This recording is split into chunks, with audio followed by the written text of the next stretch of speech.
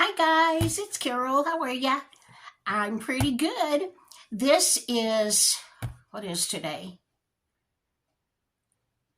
Saturday night.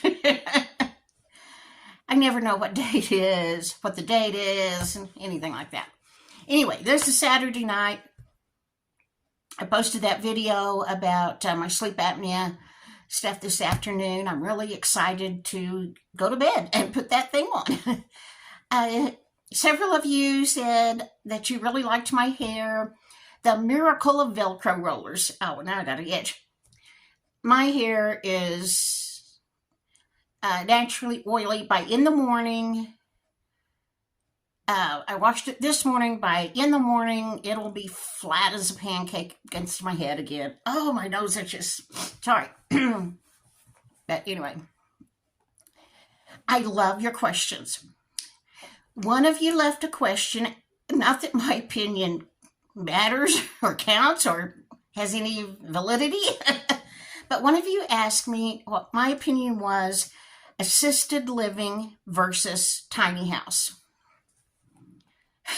I think most of us would take either one, but, and I've always wanted a tiny house so I could have a yard for the dogs, and I just broke a fingernail, horrible. But I used to know a lady that lived in assisted living. Amarillo has, I don't know how many assisted living places that are big. At least 4 that I can think of off the top of my head that are huge. Anyway, I used to go visit a friend at one. Oh my gosh, it was beautiful. It was an absolutely beautiful place. You walk into the entrance and there's a desk where you check in and a grand piano, baby grand, and beautiful paintings on the walls and just a gorgeous place. Then take the elevator up to her floor, and a lot of people had decorated their doors so you could find their apartment. And inside she had a little living room that was big enough for like a love seat and a recliner. And then she had a little table and 2 chairs. And then she had a little bitty kitchen. And then I never saw her bedroom and bathroom. But anyway, that was her suite. They had a dining room where they could have breakfast, lunch, and dinner. They could bring guests if they wanted to. Or she could have a meal sent up to her room. Or she had a refrigerator and a microwave. She could put together a sandwich or something for herself if she preferred. Anyway, they had activities in the elevator. They had always had a bulletin board thingy, and on it would be the monthly my brain won't work. The monthly activities for the assisted care people, and they would do little trips. They had a little bus. Certain days they would take you to a grocery store. Certain days they would take people to Walmart. Certain days they'd go bowling. They had all kinds of things like that you could go with the other residents and go do these really fun things. Man. They had housekeeping. They had housekeeping. I thought that was just the neatest thing ever, because like I'm 70, just ripped my lip. I'm 70 and I've been cooking meals since I was 18. So I'm kind of tired of cooking. I've been the maid, laundry person since I was 18. I think it would just be pretty darn nice to have housekeeping come, to have, she didn't have room for a washer and dryer. I'm sure her laundry went, or maybe she had a stackable washer and dryer in her bedroom. I don't know. But anyway, I know she had housekeeping. I know she had meals prepared for her. That was all part of the cost. I know she had all these activities, so she never had to stay home alone if she didn't want to. I thought, dang, everybody when they get to be 65 ought to have this as an option. But it's really, really, really expensive. So a normal low-income person like me and don't have a chance to ever live in that situation. But I tell you, if you have the money, oh, I thought they were wonderful. I mean, this lady had all kinds of activities going on, a hair salon, a place to get a mani-pedi, just everything you could possibly want. You didn't have to do yourself anymore. There was somebody there to do it for you. But that takes a lot of money. Now that versus a tiny house, I think a tiny house would be wonderful. Not much to clean, just enough room for you, you know.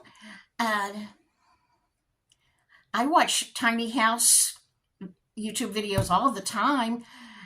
I really like a lot of them. They're so cute.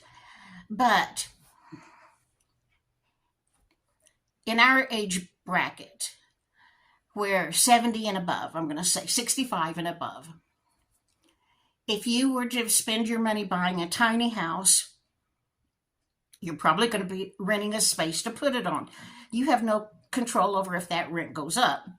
Or maybe you bought a lot and you put in plumbing and electricity and all that stuff. That cost a lot of money to get all that done. And then you own your little tiny house, or you're making payments on it, one or the other, and the air conditioning unit goes out. Well, here where I live, you just about have to have central heat and air. I mean, there are a lot of people don't have it. They're miserable. That's just, you know, we get days like 110 in the summer. We get days in the winter where the wind chill is 10 below. Central heating and air is really the best thing to have here. I know somebody that their central heat and air went out a week or two ago. I believe she told me it cost $16,000 to get a new heating and air conditioner unit, and it wasn't even a heat. What kind of pump is it? Went right out of my mind, but not the best kind. I forgot what that's called. Shoot. Anyway, at one time I owned a trailer house. I lived there a year, maybe two, when the water heater went out. Because where I live, the water is full of minerals, and that just fills up the bottom of the water heater with all this guck. And wears water heaters out real quick. Well, you've got to have money to pay for a plumber to come install a water heater that you bought. If your heating and air conditioning goes out, you can't live without that. Your pipes will freeze in the winter if you don't have heat. You could get by with a swamp cooler and a window, but it's not nearly enough for where we live. Your refrigerator, they don't make appliances like they used to. Let's say your tiny home came with a refrigerator and a stove and a microwave. Back when I was a kid, appliances lasted forever. Now, you know that.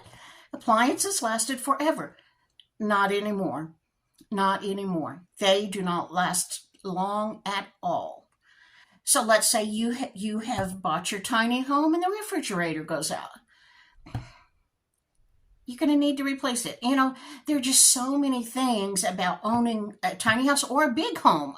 You know, all of those things apply to owning a home. Do you have savings to pay for a new heat pump, heating and air conditioning unit, and a stove and a refrigerator and whatever else when they go out, water heater? You better have a savings account with that much money in there, because it's going to happen. So, again, for low-income people like me, there's no way.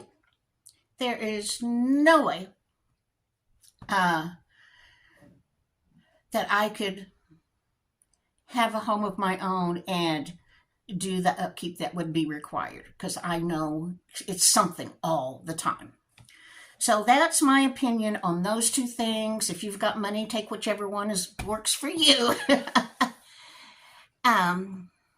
For people my age, I really think renting, if you can find a place that you can afford, if you can get low-income housing, renting is the way to go, because all I have to do is call the maintenance man and he comes and takes care of whatever goes wrong.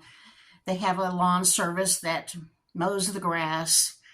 At my age, it's just time to let somebody take over as many jobs as possible. And so I like knowing I can call the maintenance man. I don't have to be upset because I don't have enough money to replace the refrigerator or something. So that's my 2 cents on that. And that's all it is, is just my opinion. If you could afford it, what would you want to do? Assisted living or have your own little home? Which one would you choose? I would choose assisted living, but I wouldn't turn down a tiny home. Just, I don't know, the thought of your meals are prepared, your apartment is cleaned, there are activities to do, there are beautiful grounds outside if you want to get outside, there's a little bus that will take you wherever you need to go. Sounds good to me.